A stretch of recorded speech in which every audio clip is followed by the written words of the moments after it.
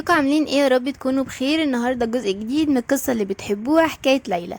قبل ما ندخل في القصه ما تنسوش تعملوا لايك واشتراك في القناه وتسيبوا كومنت لطيف زيكم تحت الفيديو، عشان ده بيفرق جدا جدا جدا. عاوزين نوصل الفيديو ده لاكبر عدد ممكن من الكومنتات. كنا واقفين في الفصل اللي فات على سيو وهو واقف مع عمته ليلى، وعمته متضايقه جدا انها اكتشفت ان ليلى طلع عندها عقم وسيو ما قالهاش، وسيو بيقول لها ان هو هيتحمل مسؤوليه العيله وان الموضوع مش مهم بالنسبه له. وبعيدا عن كل ده الموضوع لسه مش مؤكد. بيكون يا سادة العقم ده ممكن يكون اكتر سبب للطلاق في المجتمع الارستقراطي، ومفيش اي عيب كبير اكتر من عدم القدره على انجاب وريث. ومع كده لما أثارت السيدة سمور مشكلة العقم، أول شيء إجا لذهن ليلى هو إن هي فعلا ما بتهتمش بالموضوع ده، وبتقول إيه الفايدة من جلب طفل لحياة وحشة زي دي. بتقول إن هي كل اللي هي عاوزاه إن هي تتجاوز سوء حظها، وربما عدم إنجاب طفل هو مسؤوليتها أصلا في الأساس. عشان كده حتى لو ما كانش سيو بيدعمها مفيش عندها أي مشكلة في الموضوع ده. وبتقول ليلى ده فعلا اللي انا حسيت بيه، لكن ليه هو بيعمل كده؟ عمته بتقوله سيو انا متوقعتش ابدا ان انا اسمع زي الكلمات دي منك، وان هو بيتستر على وردة عائلة ايفريت واللي هي ممكن تكون كمان عقيمة. سيو بيقول لها ان هو بيتفهم قلقها، لكن بالنظر للي حصل في الماضي ما يقدرش ينكر ان هي فقدت رباطة جأشها، وانها عاقبت خادمة الدوكة امام الجميع، بالاضافة لانها هانت الدوكة علنا وما اهتمتش لاي حاجة، وبيسألها اذا كان ده فعلا من اجل عيلة فالنتينو. عمته بتقوله ازاي بتجرؤ على انكار السنوات اللي كرستها لعيلة فالنتينو، وبتقوله صحيح فعلا ان انت شككت في عيلة ايفريت كمان. وبتقوله حتى لو كان وفاة اختي وصهري حادثة، فيك شكوك كتير حول وفاة كامل اخوك. وبتقوله مش ده السبب الحقيقي في استمرارك في التحقيق. بيقول لها هنا سيو انت بتحاولي تبرري تصرفاتك باستخدام موت اخويا، عشان كده انا مش عاوز اسمع الكلمات دي بعد دلوقتي، وان هما هيتكلموا بعدين. عمته بتقوله سيو انا كنت بتصرف بالنيابة عن والدتك وانه عار عليه. بيقول لها انا رئيس عيلة فالنتينو والامر متروك ليا، وانا اللي اقرر ايه اللي اعمل بعيلتي. بيقول لها انت فضلتي مع عيلة فالنتينو طول الوقت ده مش بس بسبب وصية امي. وبيقول لها المعذرة وبياخد ليلى وبيمشي. بيكون تفكير عمته فعلا انا ما بحبهاش، ممكن هو ما يعرفش لكن الفتاة دي بتخيفني جدا.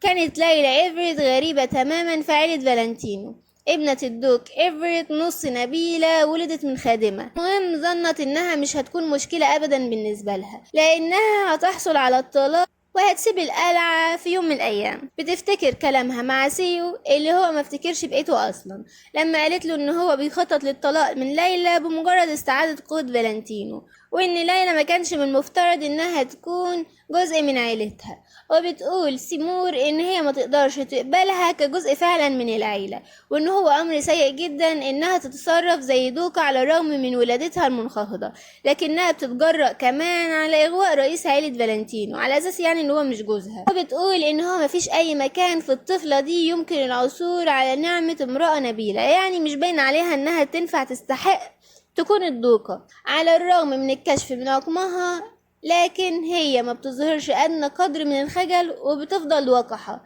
وبتقول إن هي كمان بتبصلها بصات غريبة جدا وهي بتكره تعبيرها ده، بتحس إنها بتبصلها بنظرة سخرية. وبتقول السيدة سيمور أخيرا عائلة فالنتينو والدوقية والقلعة دي كنز ثمين جدا، قمت برعايته لفترة طويلة قوي، وحاليا أنا عمليا سيدة منزل فالنتينو. حتى الدوقات ينحنون لي وبيحترموني بصفتي أكبر أفراد الأسرة.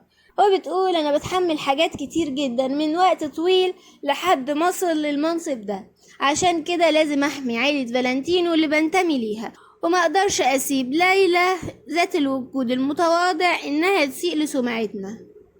بتنقل بينا المشهد للدكتورة صوفي وهي بتقول حبوب النوم اللي كانت بتتناولها ليلى ممكن إنها تسبب العقم كأثر جانبي، لكنها مجرد احتمالية ومش مؤكدة، وان سيمور لاحظت ده في السجلات الطبية اكيد. وبتقولي ليلى انها ما تقلقش وان في طريقة لمعرفة اذا كانت فعلا بتعاني من العقم ولا لا، وده باستخدام اداة سحرية محفوظة في اكاديمية الطبية في العاصمة.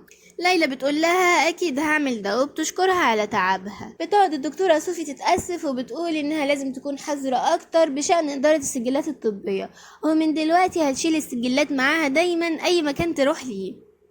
ليلى بتقول لها ان ده مش ضروري. الدكتورة بتقول لها تمام، وبتقول لها انها ترتاح دلوقتي وانها تسببت ليها بمتاعب كتير الفترة دي، وبتسيبهم وبتمشي.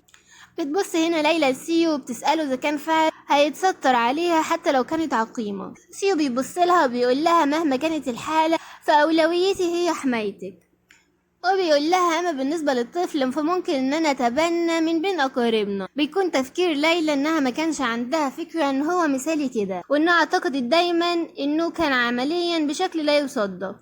هو كان مثالي بس في تخيلاتها، لكن في الحقيقة ما كانش كده. وبتقول انها دلوقتي بتشعر انها بتصبح واقعية اكتر.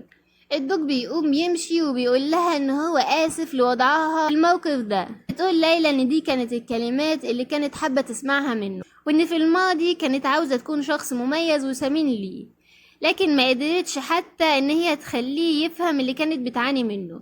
ولكن على الرغم من لطفه برضه هو مش عارف ده ابدا. هي ما تقدرش تنسى النظرة العابرة اللي شافتها في عينه لما كان في غرفة الصور. وبتقول ان من اليوم ده كان اهتمامها الرئيسي هو امتى هتعود الذاكرة لسيو بالكامل، وايه اللي هو هيعمله بمجرد عودة الذاكرة ليه.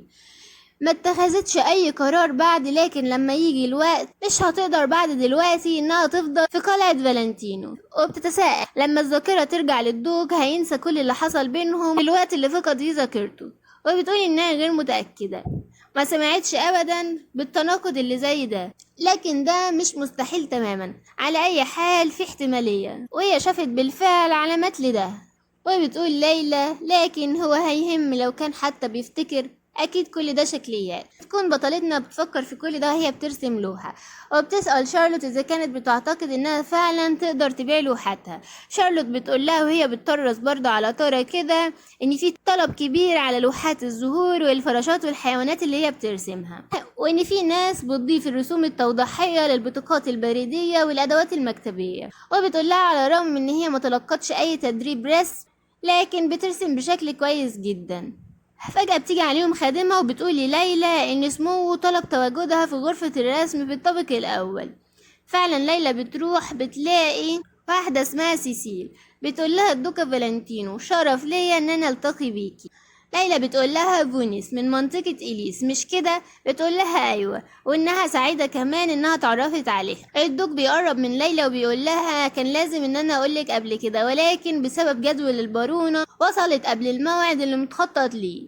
البارونة بتبص لليلى وبتقول لها إن هي تقدر تشير إليها بصفتها البارونة فونيس، وبتقول لها عشان أكون صادقة عن اسم مختلف بستخدمه كرسامة، وهو جورج ريني هو الاسم اللي بستخدمه كرسامة. طبعا ليلى بتتفاجئ جدا وبتقول جورج ريني رسام مشهور جدا على مدار 20 عام الماضي، ودايما كان بيعجبني رسمه واسلوبه في الرسم. وبتسأل اذا كان سيو على علم بده لما دعاها، ولكن ازاي؟ بتبص لها البارونة وبتقول لها يبدو انك متفاجئة، لكن انا فاهمة تماما ليه، وده لان يعرف الرسام جورج ريني بانه راجل. وبتقول لها ان من الصعب على الانثى انها تبقى رسامة ناجحة، عشان كده العديد من الرسامين بيرتدوا ملابس الرجال، وده كمان بينطبق عليها. وبتقول لها ان لحد دلوقتي لما بتشارك في الانشطة العامة بتلبس ملابس رجال. وبتقول لها كمان ان ربما هيتم ذكر جورج ريني الابد على انه راجل. وبتبص ليلى وبتقول لها انها اتفاجئت لما سمعت ان عندها موهبة الرسم، وبتسألها اذا كان ممكن انها تلقي نظرة على لوحتها. ليلى بتقول لها اكيد، لكنهم مش مثيرين للاعجاب وان هي رسمت بس كهواية. بتقول لها البارونة ان في الواقع بدأت العديد من الاعمال العظيمة في العالم ده كهواية. وبعد كده سألت سيسيل فونيس عن اهتمامات ليلى، وتفحصت اللوحات بشكل كويس جدا وكانت مهذبة بشكل مبالغ فيه. بتقول ليلى ان ظهار عملها للرسام اعجبت بيه لفترة طويلة كان اكتر متعة مما كانت بتعتقد، وان محادثتهم حول اللوحات تحولت بطبيعة الحال لدرس، وان البارونة ما كانش عندها اي تردد في مشاركة معرفتها مع ليلى. وخبراتها. البارونة بتكون ماشية وبتقول لليلى انها قضت وقت ممتع جدا معاها، وبتقول لها ليلى هنا ان هو كان شرف ليها انها التقت بيها. وبيكون تفكير ليلى ان في لسه كتير للكلام عنه، وهي بتشعر بخيبة امل انها ماشية دلوقتي. لكن بتفاجئها البارونة وبتقول لها اذا كان الامر على ما يرام معاكي ممكن اقدر ان ازور القلعة مرة تانية خلال ال3 ايام الجايين. بتكمل وبتقول ان هي تشعر بخيبة امل لو انتهى لقائهم اليوم بس، وان هي حابة ان هما يتواصلوا اكتر. مش بس كده، بتقول لهم يقدروا ان هما يكونوا اصدقاء جيدين. ليلى من الصدمة بتعرفش ترد عليها. بعد ما البارونة بتمشي بتبص لسيو وبتسأله ازاي عرف ان سيسيل فونيس كانت جورجي رينيه. بيقول لها الدوق اجدادي اعتادوا على رعايتها منذ زمن طويل، وان هو اكتشف بالصدفة من سجلات عائلة فالنتينو. بتقوله ليلى طب دلوقتي عرفت ازاي ان الرسام اللي انا عجبت بيه شخصيا كان جورجي رينيه؟ يفتكر الدوق وهو واقف وشارلوت خارجة من أوضة كده وما بيجيش هما اتكلموا في ايه. المهم بيقول لها اكتشفت بس بعد استعادة الأشياء اللي فاتتني. ما بتكونش ليلى فاهمة هو قصده ايه، لكن بيكمل كلامه وبيقول دلوقتي بعد ما بفكر في الموضوع في هدية أنا عاوز أقدمها لك، وبيمد إيده ليها وبياخدها معاه وبيقول لها افتحي الباب دلوقتي. بتفتح الباب ليلى وبتكون مبهورة جدا وبتقول هو ده مرسم؟ بيدخلها الدوق جوه. بتقوله ليلى امتى حضرت كل ده؟ بيقول لها انه في الواقع تم اعداده من فترة طويلة، لكن هو فضل يتساءل امتى لازم يقول لها. هو بيقول لها ان هو كان خايف ان هو يتخذ القرار الخاطئ مرة تانية. وبيبص ليلى وبيقول لها ان هو بيأمل ان المكان ده يبقى مساحتها الخاصة، وان هو مكان غير مقيد باسم فالنتينو، وبيتمنى ان ده يخليها سعيدة. بيكون تفكير ليلى انها بتتساءل كم عدد الاشخاص اللي قدموا ليها هدايا صادقة بينما كانت تعيش مثل ليلى إيفريت. كانت جميع الهدايا اللي بتتلقاها خارج الإجراءات الشكلية، على الرغم من أن الذكريات قديمة جدا لدرجة أنها أصبحت باهتة مثل لوحة قديمة، لكن هي بتعتقد أن والدتها عطتها دمية صنعتها لما كانت صغيرة، وبتتساءل إذا كان في صدق في الدمية دي. وبتقول على الأقل الوقت اللي قابلت فيه شارلوت كان بإمكانها الشعور بالصدق في الزهور اللي كانت بتقطفها ليها، والدانتيل كمان اللي كانت بترتبه ليها بعناية، والمناديل المطرزة اللي كانت بتصنعها ليها. لكن النهاردة هي بتشعر بشعور مماثل من هدية سيو. فجأة ليلى بتعيط تقول للدوق بالتأكيد هتندم على اللحظة دي كمان. بتقول ليلى إجابتي هي نفسها في ذلك اليوم، نظرة واضحة دون أي تردد، وبتقول كم أعجبت بتلك النظرة، وكانت عينيه واضحين جدا يومها وصادقين. وبتقول المثالية اللي كانت ليلى إيفريت بتتمنى تحقيقها لما كانت صغيرة وحلمت ان شخص ينقذها بنظرة كلها حنية وفي وسط كوابيس لا تعد ولا تحصى. وبتقول بدأ الماضي يتلاشى في مرحلة ما، دلوقتي هي بتحس انها بقت هي وبس من غير اي مشاكلها وحقدها. وبتقول انها كانت فاكرة انها تعود لقيد الحياة مرة اخرى بعد لقائها بسيو فالنتينو، الشابة ليلى إيفريت اللي سعت للخلاص بعد ما تواصلت مع الدوق. وبتقول انه شخص بمثل النظرة دي بدا وكأنه هينقذها اكيد. وبتقعد تنهار جدا ليلى وبتتخيل نفسها وهي بتمسك نفسها وبتمنعها من الشعور بالحاجات دي كلها. وبتقول انها ما تقدرش تسيب كل ده يأثر بيها تاني.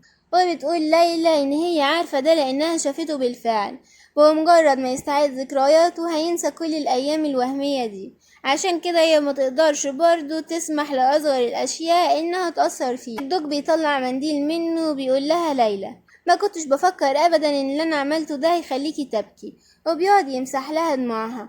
وبتقول له ليلى انها بتعتقد انها اتأثرت وبتشكره على الهدية. بيبص لها الدوق وبيقول لها اذا كانت تقدر انها تبص للي معاه ده اللحظة. هو بيطلع حاجة كده وبيقول لها ان هو ارث اخوه وان هو علمه ازاي يعرف الثروات باستخدام العملة المعدنية دي. وبيقول لها انت سألتي اذا كنت هبقى نادم على ده ولا لا، وبيرفع العملة في السماء وبيحطها في ايده وبيطلع الجواب. وبيقول لها زي ما شفتي الجواب لا، انا مش هكون ندمان على كل ده. يا ترى ليلى هيكون رد فعلها ايه على جوابه ده؟ ده اللي هنعرفه من خلال القصة. ما تنسوش تعملوا لايك واشتراك في القناة وتسيبوا رأيكم في كومنت زي ما اتفقنا. اللقاء في الفصل القادم.